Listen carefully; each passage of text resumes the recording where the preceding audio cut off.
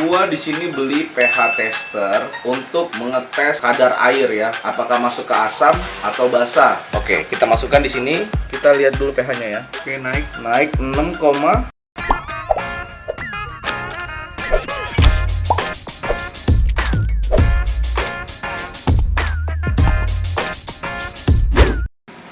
halo, kembali jumpa lagi di gua Amos TV pemersatu BT Indonesia. Dan terima kasih buat teman-teman yang sudah subscribe, like, dan terus dukung channel ini terus berkembang untuk memberikan kalian edukasi. Nah, pada saat ini kita di kondisi cuaca yang jelek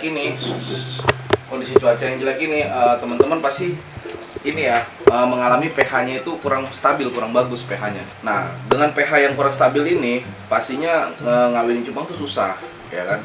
Susah dan istilahnya banyak burai-burai teman-teman yang mati. Nah, jadi gini Bray, gua di sini beli pH tester, ya kan, untuk mengetes kadar air ya, apakah masuk ke asam atau basah, apakah stabil atau tidak. Nah, pH tester ini gue beli di pokoknya di toko-toko ikan lah, ya kan. Nah, ini pH tester analog ya. Di sini kita langsung aja. Kalau pH-nya rendah itu masuk ke asam, teman-teman. Kalau pH-nya tinggi ya, itu masuk ke basah. Nah, jadi gue sudah catat dan gue sudah cari informasinya di Google ya.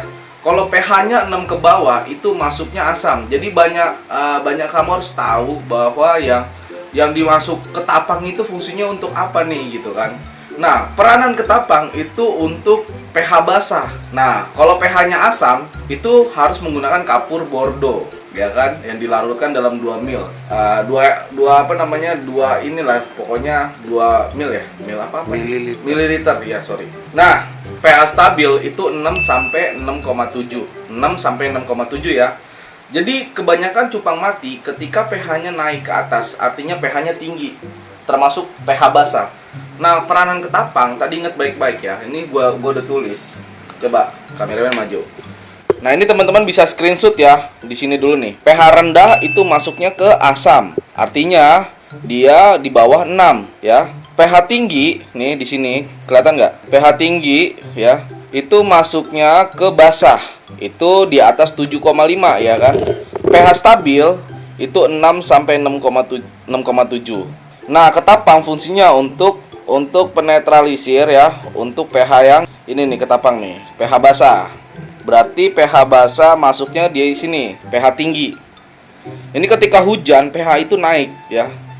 Nah, kalau di tanah pH itu rendah, dimasuk asam, ya kan? Jadi air di tanah itu pH-nya rendah. Ketika hujan pH tuh naik. Nah, pH tinggi. Jadi kalau misalnya pH-nya tinggi itu harus kita pakai kapur bordo, ya kan? Masuk ke asam ya. pH tinggi itu masuk ke basah. Jadi di sini gua tuh kasih tutorial sama lu gimana cara menggunakan pH tester ya.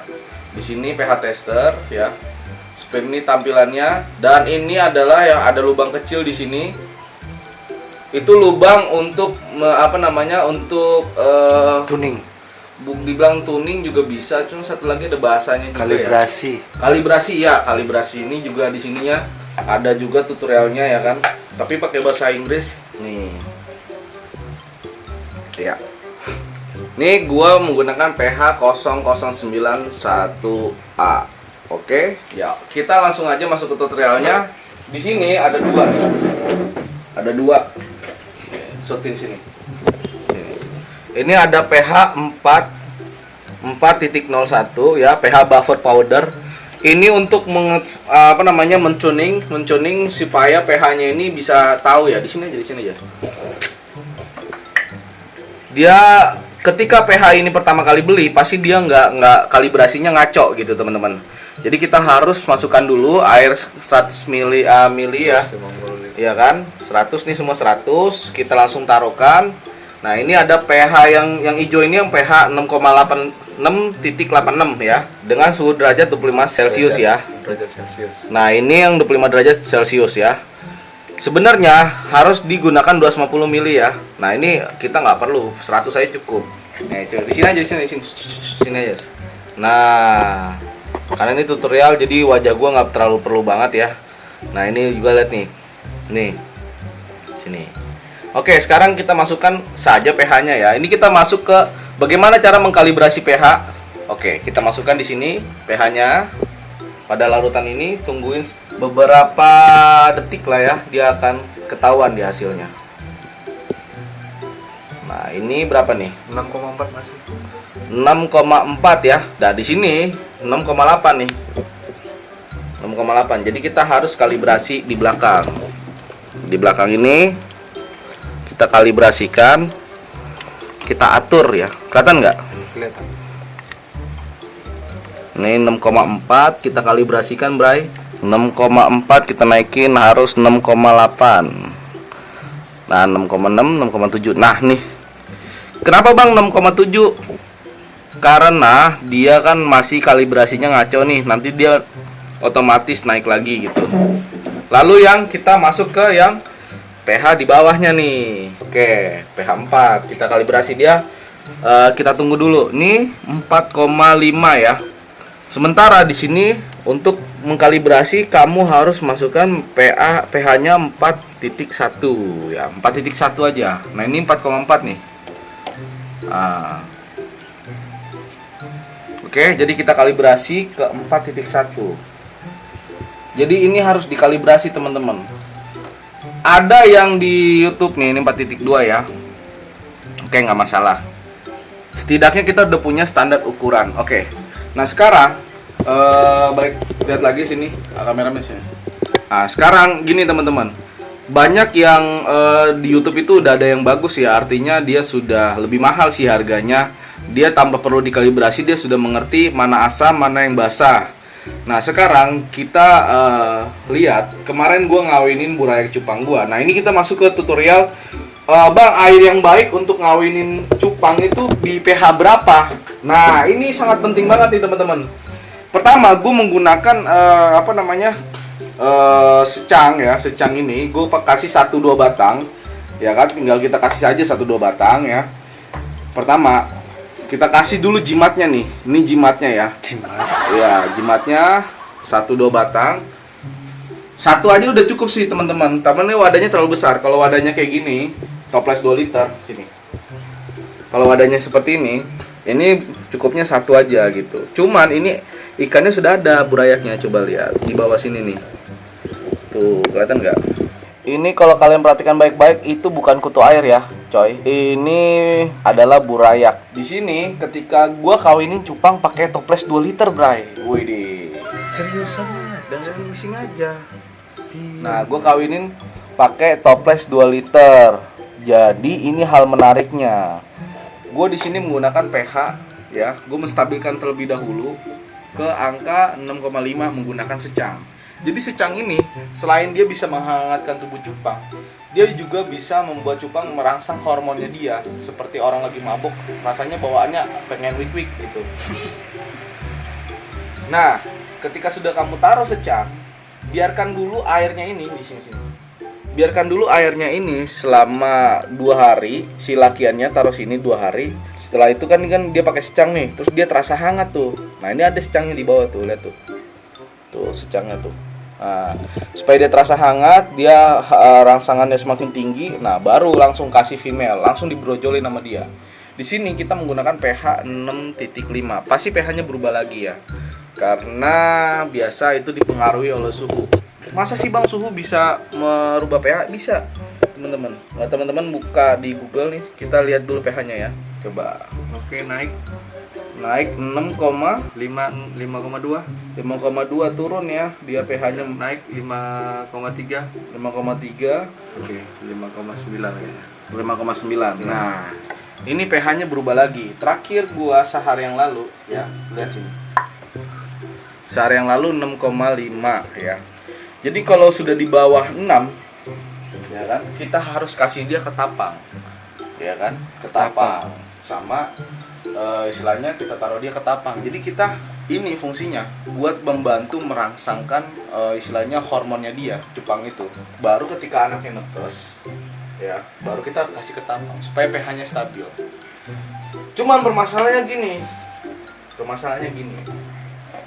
Bang, ini umur berapa bulan Bang ya? Nanti dirilis di styrofoam.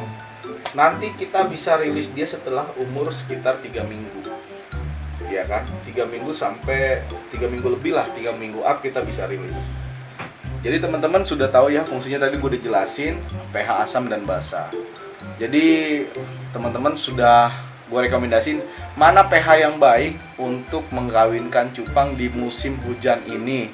Ya kan, musim yang kurang stabil, musim yang sangat jelek, musim tiap hari hujan, panas dingin gak tentu. Ya kita gunakan secang ini nih.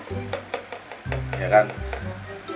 Nah kebetulan teman-teman, kalau kamu butuh secang yang racikan gua untuk ngawinin cupang dan kamu merasa ngawinin cupang itu sulit banget di bulan-bulan ini, gua punya resepnya nih. Nanti lu bisa order di link deskripsi gua.